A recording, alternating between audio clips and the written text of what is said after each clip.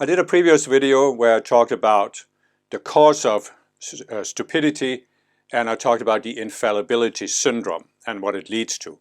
But in this video I'm going to break it down in more detail because I'm going to talk about the 10 elements of stupidity.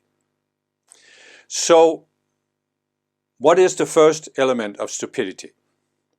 Well, we can describe it as a failure to understand how the world works.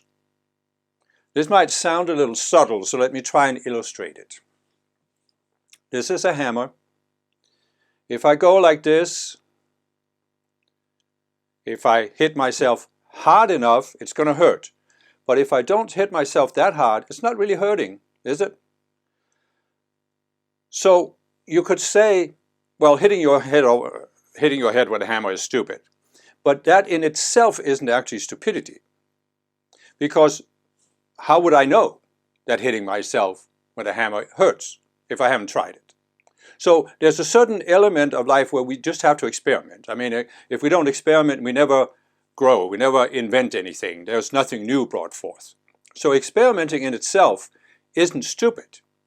So what is stupidity? Well, let's say I keep hitting myself gently with a hammer.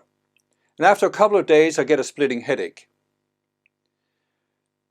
But I don't even think that I could stop hitting myself. So now I decide to go to the doctor. So here I am, I'm now in the doctor's office, and I'm going, "Doctor, I have this splitting headache, can you give me some pills to take it away?" And the doctor then says, "Well, why don't you just stop hitting yourself with a hammer?" And I say, "Oh no, I've done my own research.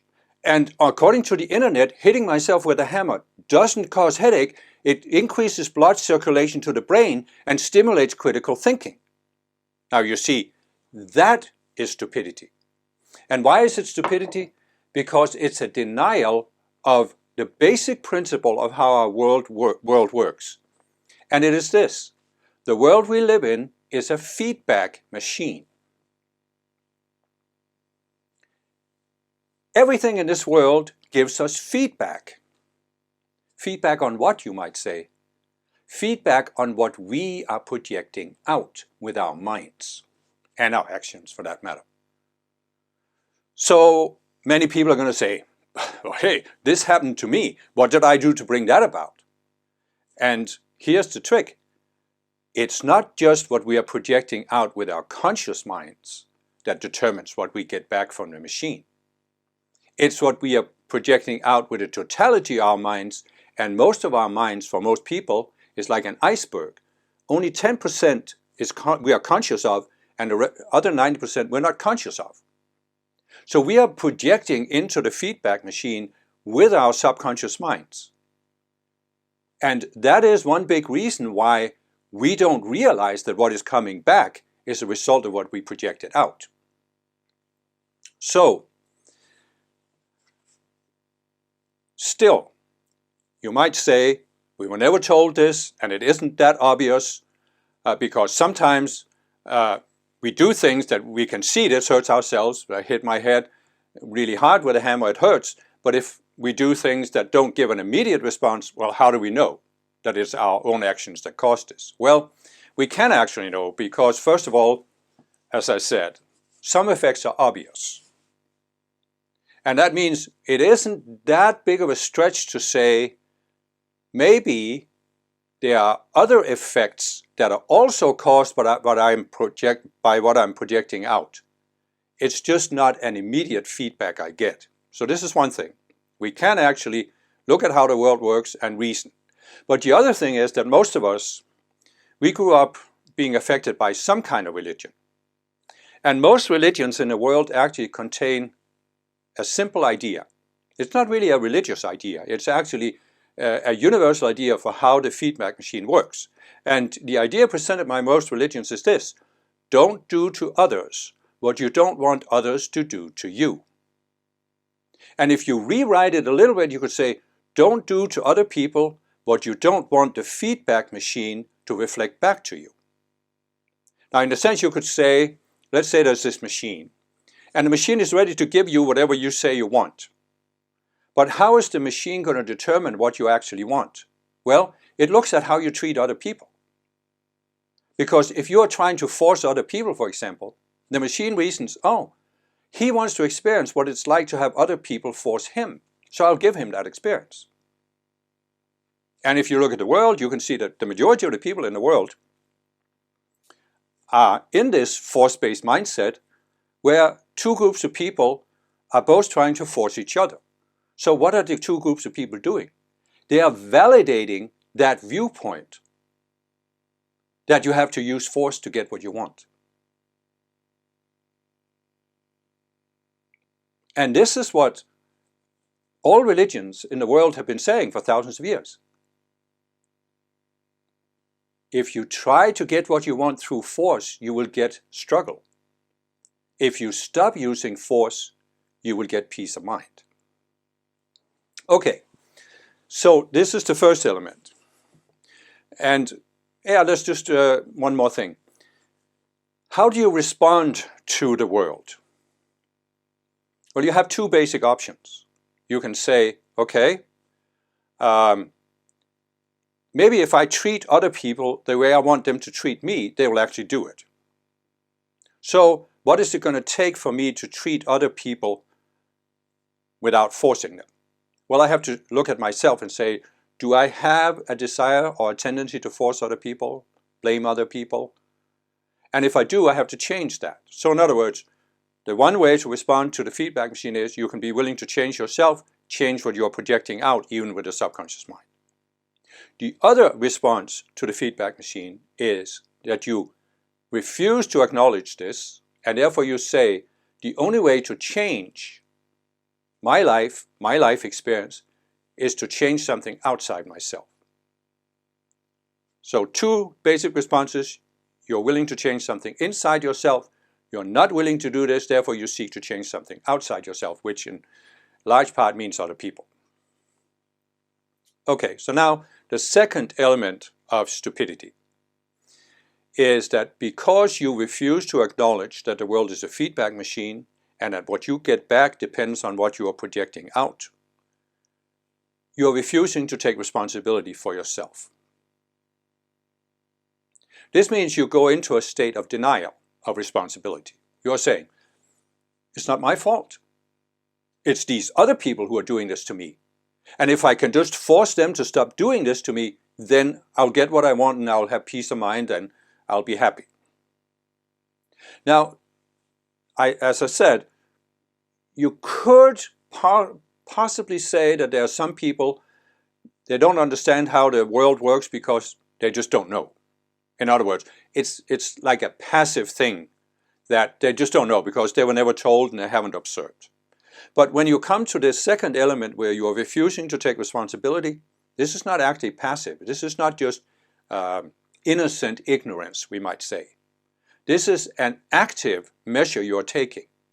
It's willful ignorance because it's based on denial. You are denying that you have responsibility for your own actions, your own thoughts, your own feelings. You're denying that you have responsibility for what you're projecting out and that this influences what is coming back. So, active denial. Now, the third element of stupidity can be a little hard to get at first.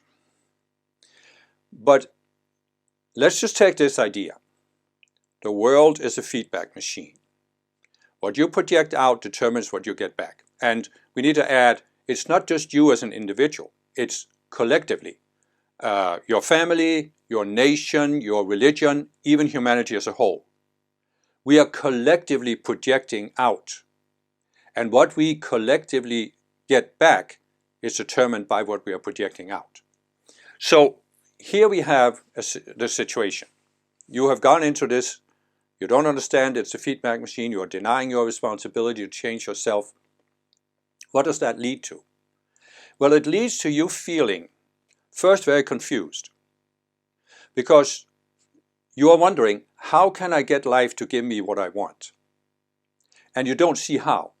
Because it's so insecure. It's such an insecure world. Other people can do strange things, natural disasters, this and that, all kinds of things can happen.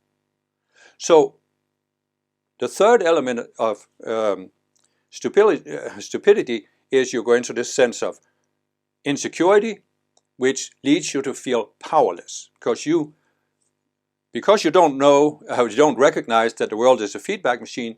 You don't know how to get the machine to give you the feedback you want.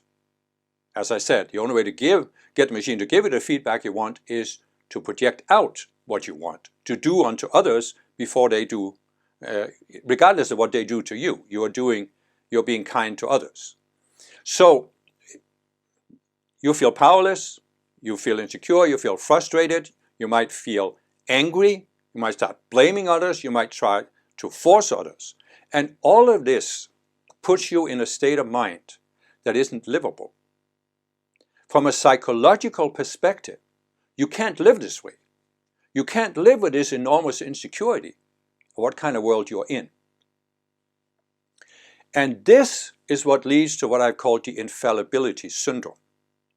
And the infallibility syndrome really means that in order to cover over the insecurity and make it livable, and in order to justify your unwillingness to take responsibility for yourself, your unwillingness to recognize that the world is a feedback machine, you now create a worldview. Maybe you don't create it personally, maybe you just take it on from the outside, but you adopt a worldview that allows you to explain how the world works in such a way that you can live with the insecurity. You may not be happy about it, you may still be frustrated, but at least you can live with it.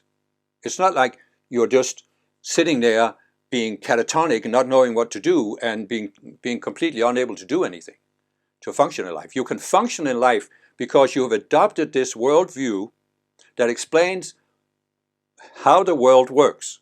It doesn't explain how the world really works, namely it's a feedback machine, but it explains it in some other way.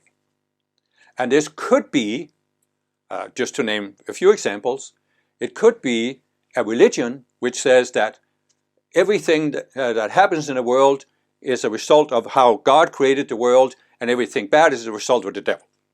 Or it could be a political ideology that says communism is the only way to free the workers from being exploited by the capitalists. Or it could be scientific materialism that says that, well, nothing really matters because everything is a product of a process of evolution that is random, completely random and unintelligible. So I'm not saying that these worldviews remove people's frustration or insecurity. I'm just saying it reduces this to a level where they can live with it because now they have some explanation for why they don't get back from the world what they want. And they can accept that why they're not getting it back, and they can believe that maybe in the future I can get it back. So there's a way out of the frustration that's promised at some point in the future, if just I follow this worldview. And this is the, in order for this to work, in order for you to feel that you have the world under some sense of control, you have to accept that your worldview is infallible. Because if it isn't, you can't hold the frustration at a manageable level. If your worldview is threatened, the frustration boils up again, and all of a sudden it could seem like your entire foundation for life is threatened, is pulled away, the rug is pulled from under you. And so, basically, once you have gone into this infallibility syndrome, your entire life revolves around one very simple thing: defending the infallibility of your worldview. Now, you see, if we just step back a little bit and say, okay, but if the world is a feedback machine, what is life really? Well, life is a process of increasing your understanding of how the machine works, how to get the best possible feedback from the machine. How do I change myself so I get the feedback I want? So life could be said to be a process of exploration, learning, growth. And you could say a person in this mindset could start at a young age And all of his or her life, the person is growing and feels that life is fulfilling, life is positive, life is getting better and better. When you go into the infallibility syndrome, there's no room for experimentation. There's no room for growth. Because if something is infallible, it couldn't grow. It couldn't be expanded over time. You couldn't increase your understanding. You already have the infallible knowledge of how the world works. So therefore, your whole life becomes a process of defending your infallibility, your sense that your worldview is infallible, which is really defending your security, your sense that you have the world under control. And so, once you go into this, defending a worldview instead of expanding a worldview, you become subject to various elements, which are the other elements I'm going to describe. And number 4, the fourth element of stupidity, is that you adopt a very simplistic worldview. And you could say that this is somewhat understandable because, you look at today, how much more we know about the world and how it works, the universe, and you can go back several hundred years, and they had a much more simplistic view of the universe. And in a sense, you could say it was a simpler time. It was actually, in some sense, psychologically easier for people to live at that time because they didn't have any responsibility to educate themselves. They were brought up with this is the infallible worldview because the Catholic Church has these infallible doctrines. But nevertheless, we can't really deny that the world, I don't know if the world is becoming more complicated, but our knowledge of the world is becoming more complicated. And this makes it more and more difficult to maintain a simplistic worldview.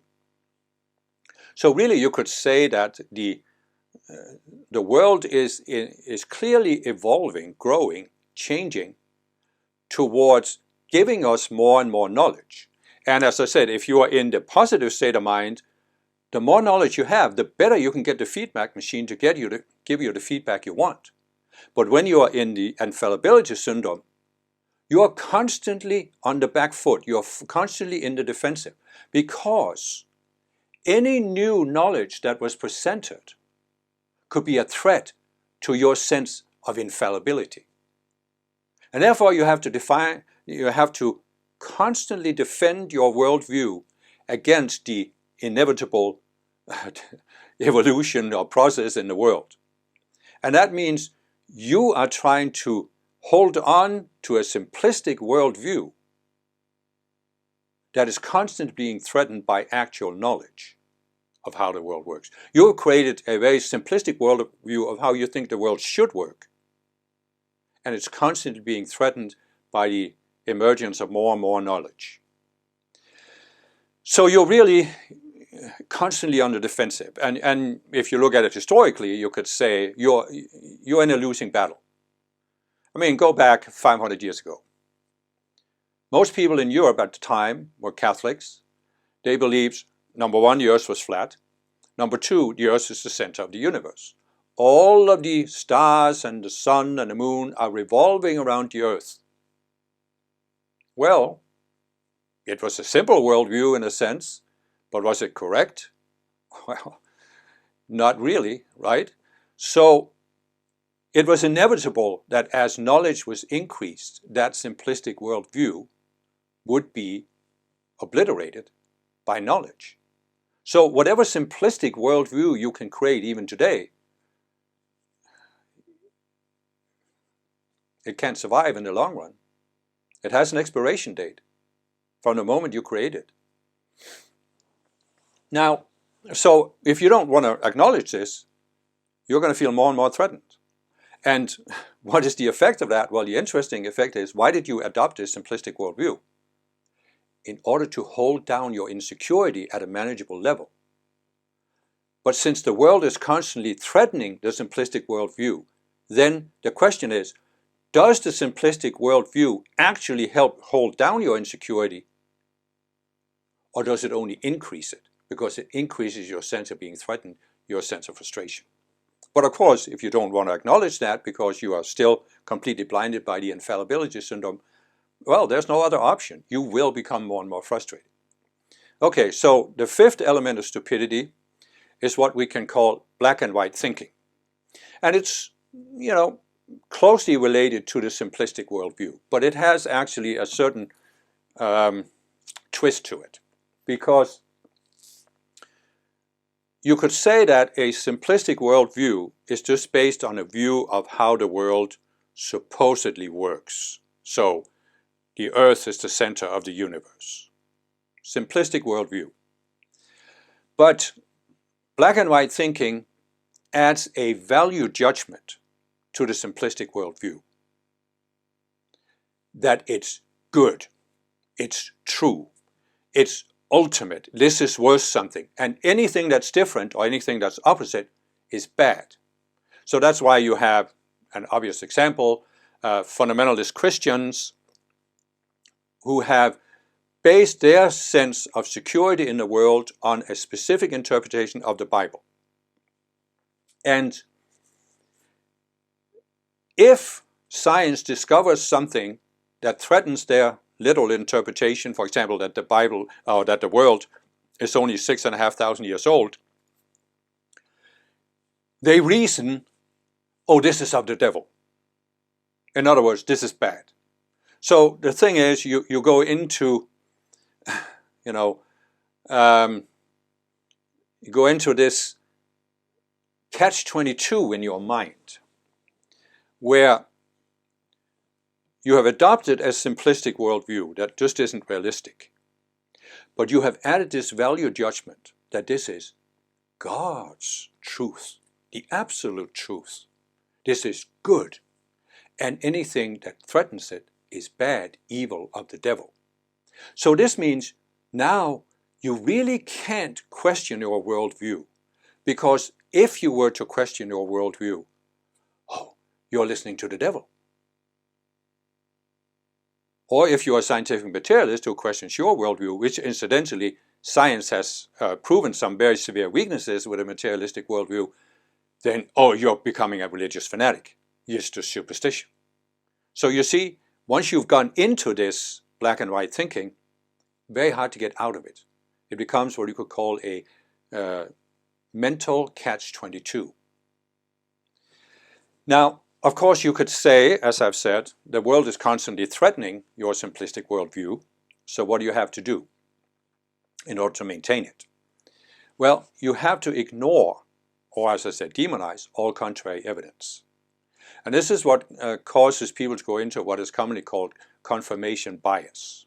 So, you might completely ignore any evidence that questions your worldview. Or you might actively seek to refute it or deny it or cast doubt upon it. And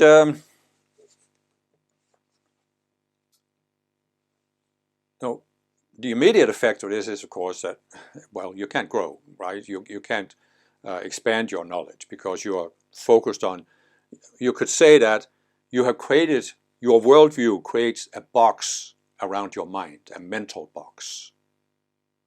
And what is inside the box is good, and what is outside the box is bad. And therefore, what is the effect of this? It is, you're keeping yourself inside that box. You are thinking inside the box. You can't think outside the box.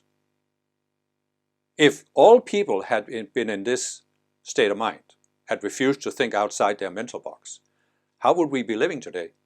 Like they did in the Stone Age. Okay? We'd be living in caves, painting little scribbles on the wall.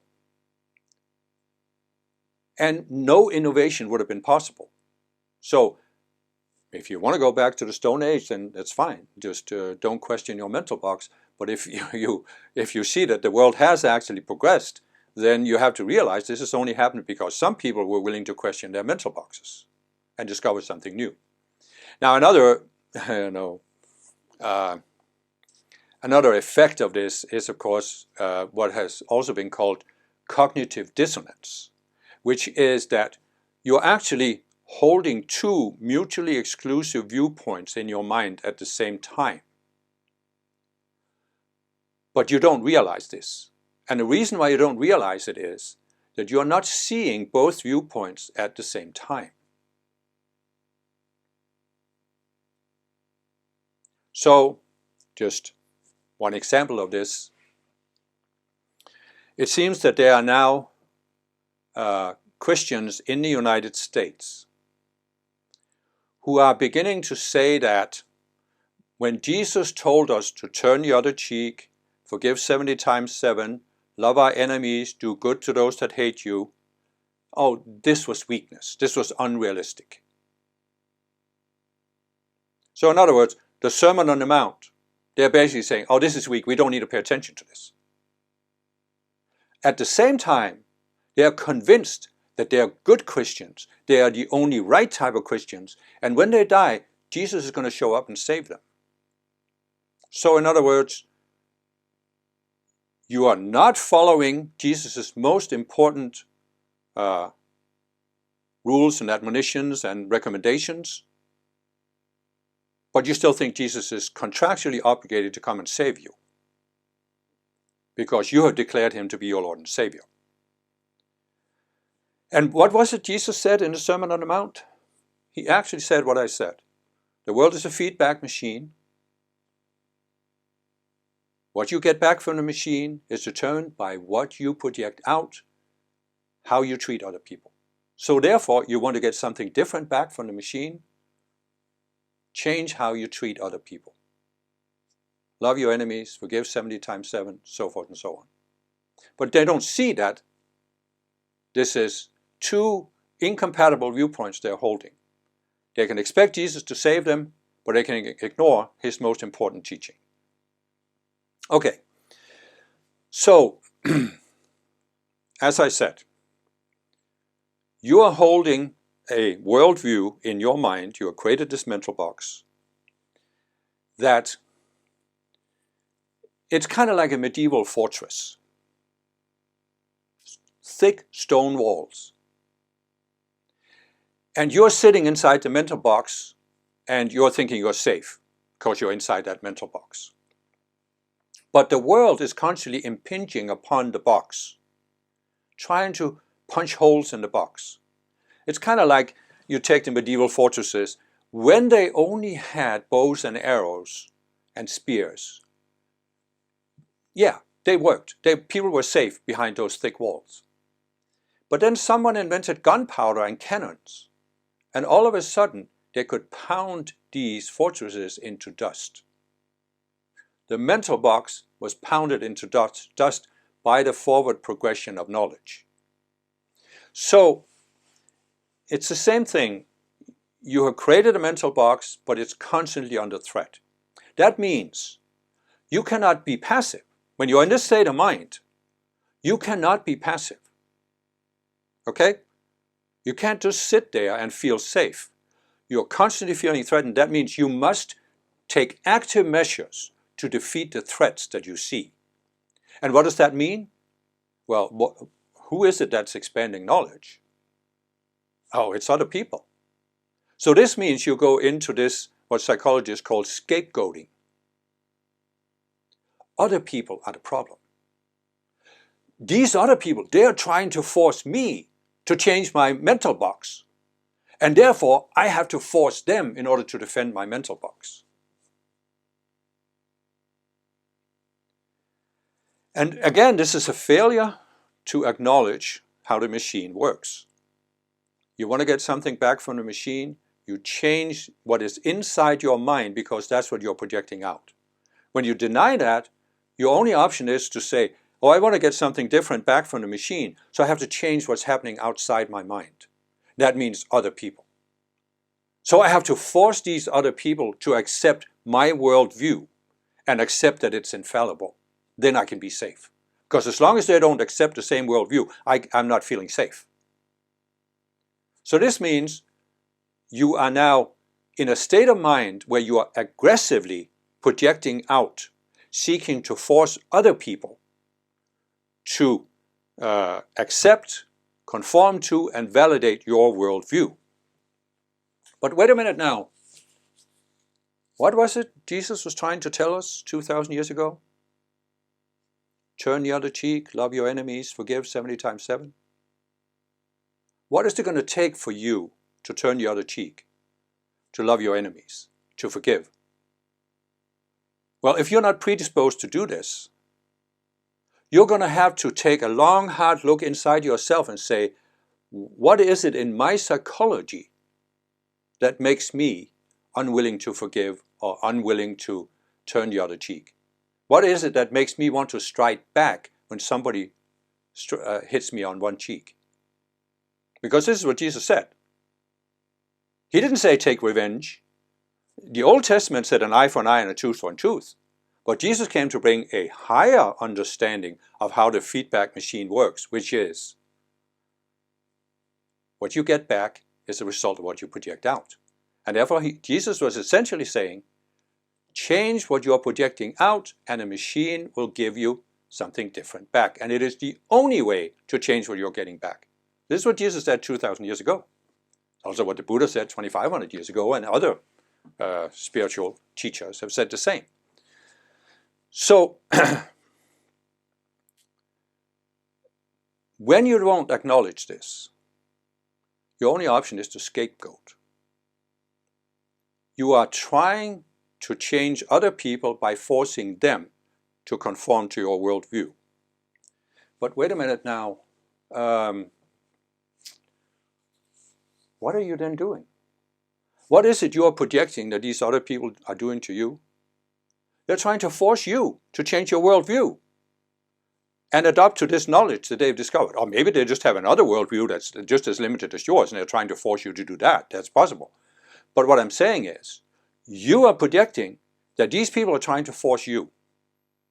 But when you're scapegoating, you think the only way to avoid this threat is to force these people.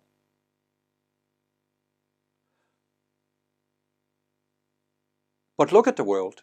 Look at history. Do you see parts of the world where there are groups of people that have been in a confrontation for thousands of years? And why? Because both groups of people are in this, what we can call the force-based mindset. Essentially, you could say, what are both groups of people trying to achieve? They want to have a state where they have peace of mind. They want to feel at peace. We are safe, we're secure. They want to overcome the insecurity of frustration. Right?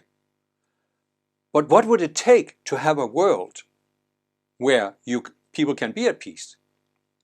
It would take that we have to have a world where nobody's trying to force others. And how is that ever going to come about? Well, Jesus gave the formula. You start turning the other cheek. Somebody has to start. If everybody's sitting there waiting for those other people to turn the other cheek, well, nothing is ever going to happen. We're going to have the same murder and mayhem that we've had for all of recorded history. But as long as you're scapegoating, you cannot see that you are projecting into the cosmic mirror that because you are willing to force others, you actually want others to try to force you. Because the feedback you are projecting out that you want to get back from the machine is others are trying to force you. You are in a force-based mindset. And you want to have that force-based mindset validated. And what is the best way for you to get your force-based mind validated? It's to have another group of people trying to force you. Because then you can hold on to the idea that, oh, the world is just force-based and everybody's trying to get me. Everybody's out to get me.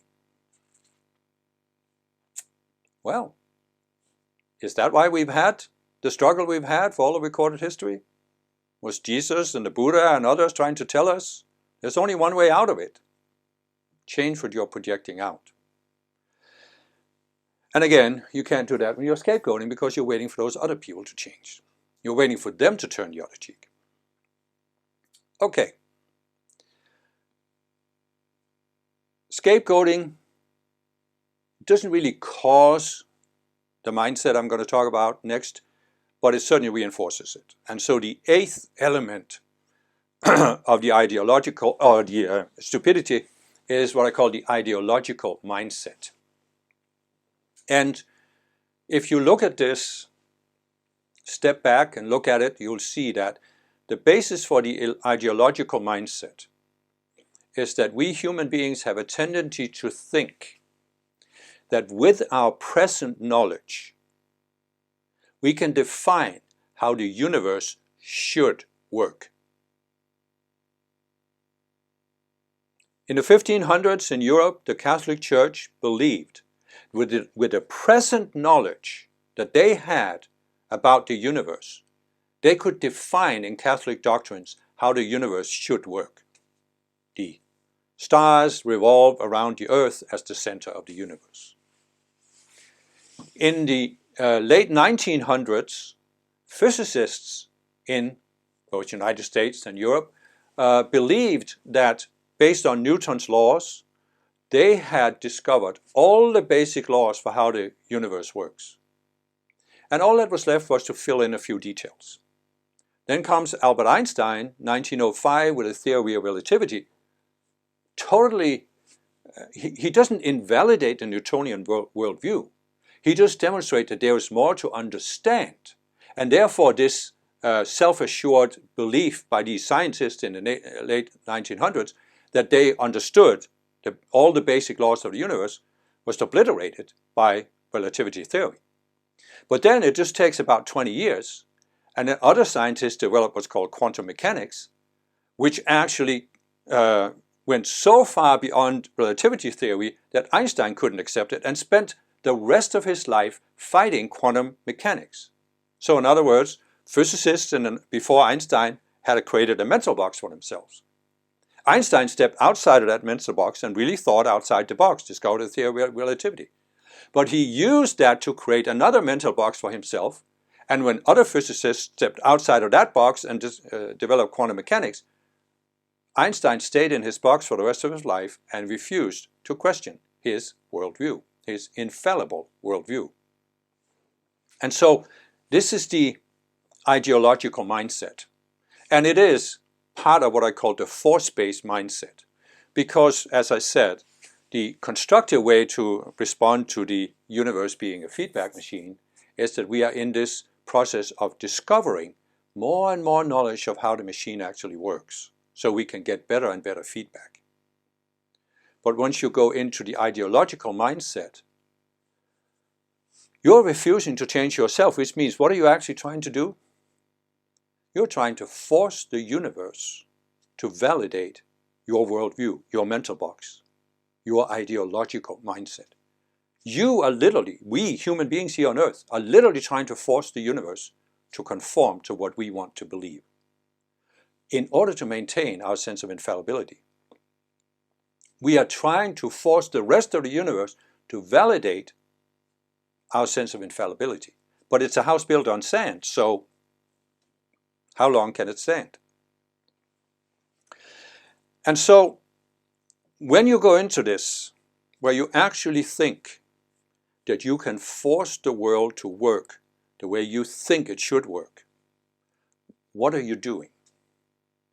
Well, you're going into the 9th element of stupidity, which is fanaticism. You become a fanatic. And a fanatic, you can define it in many ways, but the basic characteristic of the fanatical mindset is precisely this. You believe that you have defined how the universe should work, and you completely refuse to look at any contrary evidence. You are completely refusing to look at contrary evidence. And you can say to yourself, well, how is it possible that people can uphold this? And you can take the long view where you can look back at history and see that there has been many people in the past who have had this fanatical mindset, and they've all been overrun by history. But you have to also step back a little bit and say, why is it possible that people can go into this mindset and stay in it for a long time? And it's actually because the human mind has a certain capability that most people are not aware of. It is, I have talked about it before, in the sense of confirmation bias and denying contrary evidence. But it is really that if we look at it, we can say that the human intellect, the analytical aspect of the mind, can prove or disprove any viewpoint. And this is what many people have not grasped. And so you can see two groups of people. Take a typical example. Christians versus atheists, as we see in many Western countries. The Christians are absolutely convinced that they are right. Why? Because they have taken something and elevated that to the status of being infallible. But what they have taken is something in this world where everything is relative. Then you have the atheists. They are, most of them, pointing to science. So they have taken something else that's in this world and elevated that to the status of being infallible. And you see what happens here. I'm not trying to discuss whether one group is right and the other is wrong. That's not my point. My point is, once you take something in this world and elevate that to the status of being infallible, your intellect is now analyzing any idea and comparing it to what you have defined as infallible. And this means you can refute any argument that questions your infallibility.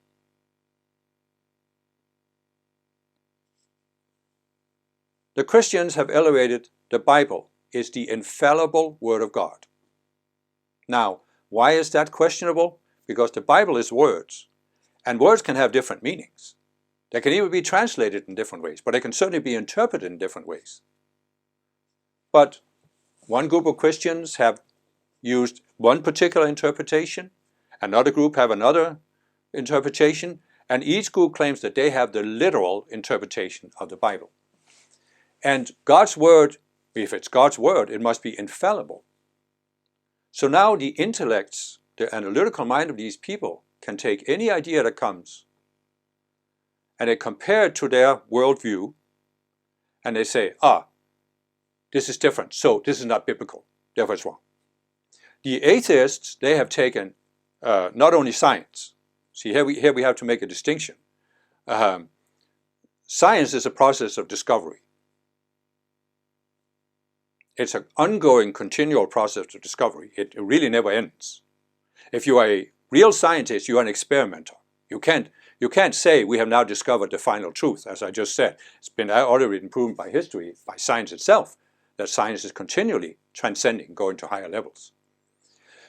So you can't really, as a real scientist, say we have now discovered the final truth. But atheists, they do this. They take certain scientific discoveries and they say, these discoveries have proven that the world wasn't created the way the Bible says it was created.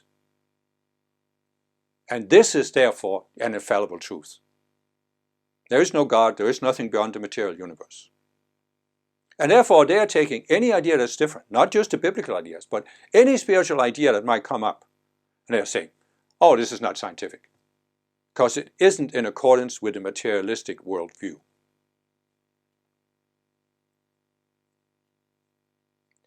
And that's why you can see that when you have two groups of people that have both gone into this fanatical mindset, they're not willing to reconsider their worldview, they're not willing to compare it to evidence, there can never be peace between them.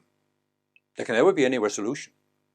They will be locked in this battle indefinitely.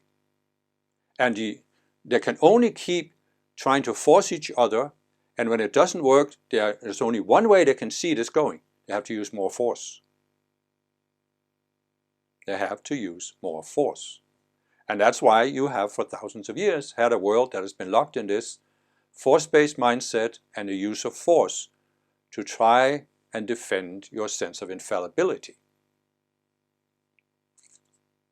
Now, the 10th aspect of stupidity is What's the only possible outcome of this? You've gone into all of these things, you don't understand how the universe works, you're simplifying a worldview, you're ignoring contrary evidence, you're scapegoating, you think you can define how the universe works. What's the only mindset, the only outcome? Well, your mind has become a closed system, which means the only way that you could expand your worldview, that you could think outside the box, is that something from outside the box shatters your box, because you're not willing to reconsider. You're not willing to think outside the box. You're not willing to question, is there maybe more to understand about the world than what is defined in my worldview? You're not willing to expand the box. So the only way your box could be expanded is that something from the outside shatters it. But you are, of course, going to resist that. And this is what I, in the previous video, says, there are two ways to learn in a reality simulator or in the feedback machine. There is increasing your awareness voluntarily, or there is you enter the school of hard knocks. And what is it that the school of hard knocks does? Well, sooner or later, the knocks become so hard that it shatters your mental box, or at least it creates a crack in it. But the thing is, how hard do the knocks have to become when you have groups of people who are seeking to use force to defend their sense of infallibility? You look at the First World War in Europe. You had three powers that created this war: Germany, England, and France. They had different views and ideas. But if you really go down to what is the essence of what each of them believed, they each believed that they were the superior country, the superior people, and that they were infallible. Their belief in their own superiority was infallible. And so these three countries went to war in order to defend their sense of infallibility. Nazi Germany could be said to be the same thing. So what I'm saying is, all of these things I have said here, I'm not saying that the average person has deliberately and consciously done any of these things. Created an ideological mindset, creating a worldview that explains how the universe should work. I'm not saying they have consciously done this. But you can certainly see that in the world there has been all of these attempts to create this infallible worldview. And this has often been created by one person, small group of people, or a particular worldview has been espoused by a certain leader who has set himself up as saying, I am the one who can bring stability, I am the one who can remove the insecurity, I am the one who can give you what you want. And so what happens to, if you look at the world, you can see the pattern over thousands of years. Every once in a while, a certain leader emerges who sets himself up. They're usually men, at least historically they have been, who sets himself up as, I am the infallible leader. I have the infallible worldview. The way I say the world works, that's the way it works. And here's a mechanism you need to recognize here. When a leader has set himself up as being an infallible leader, and when at the same time he has received a very high degree of power in that nation, that leader puts himself in a inescapable explanation problem. Because what you see at all of these leaders is they promised that they could create the ideal society, but they couldn't. They couldn't. They couldn't solve all of the problems. So when it became apparent that they couldn't solve all the problems, how did they explain this? Well, it's not because of what I am doing that I can't solve the problems. It's because these other people are opposing me. And therefore, we have to try and force them, or we have to put them in gas chambers, or we have to go to war with them and defeat them. So you see how this is how the school of hard knocks works itself out. people are literally, in order to defend their mental box, they have to start some aggression against others.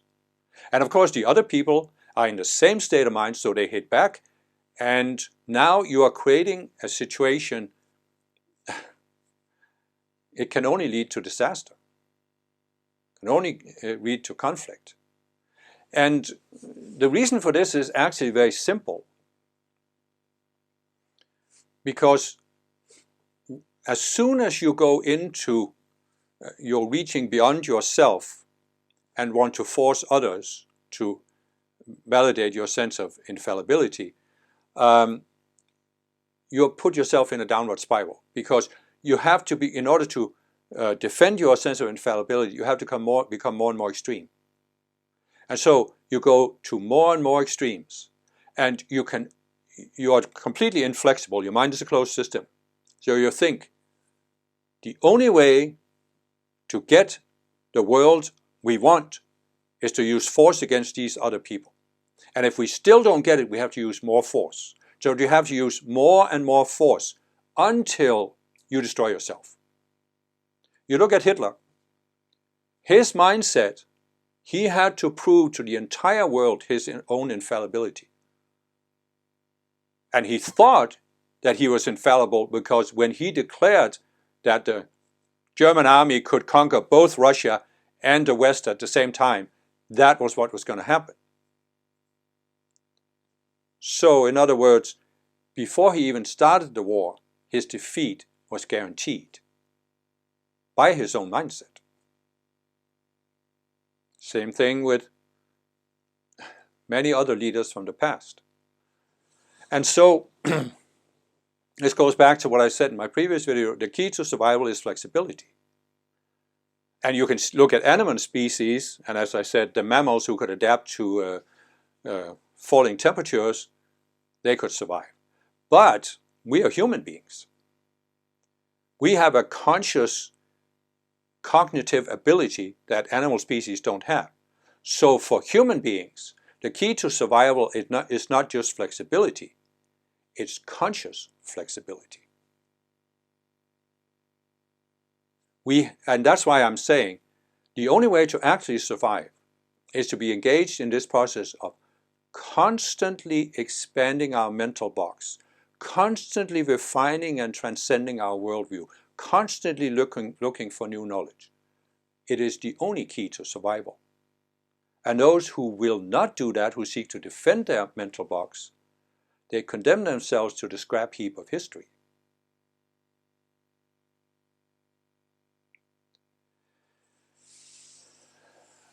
And the real tragedy of all this, well, you can't necessarily say it's a tragedy, but certainly the outcome of this is that we are failing to see, again, reaching back to my starting point, we are failing to see how the world works. Because science has actually discovered a natural law that validates this idea that the world is a feedback machine. And it's called the second law of thermodynamics. And what it basically says is that any closed system that does not have energy transferred from the outside, any closed system will gradually break down until no work can be accomplished, there are no structures left. I mean, the old-fashioned image of this is a steam locomotive. In order to continue to do work, you have to add coal from the outside that's put into the boiler. But even if the locomotive runs out of coal and steam and sits there on the tracks, it will eventually rust and decay and fall apart. Now, what is a closed system? Well, if you just take a little bit of leap of imagination here, let's say that the second law of thermodynamics, which of course was developed for purely physical things, but let's say it has a parallel. And that is that if a mind becomes a closed system, it will gradually deteriorate until it breaks down. If a country becomes a closed system, if a political ideology and philosophy or religion becomes a closed system. In other words, as I said, for us humans, the key to survival is conscious flexibility. The key to conscious flexibility is to increase our awareness. If we refuse to do that, we are creating these closed systems, and there is a natural law that will break them down. Just look back at history and see if you can see examples of this. And then ask yourself, how long will we keep fighting against the basic laws of the universe, thinking that we can define how the universe should work, and seeking to force each other to validate these worldviews that are from the beginning out of touch with reality? And what would you call this fight, this impossible fight, because it can never succeed? What would you call it? Well, you might call it stupidity.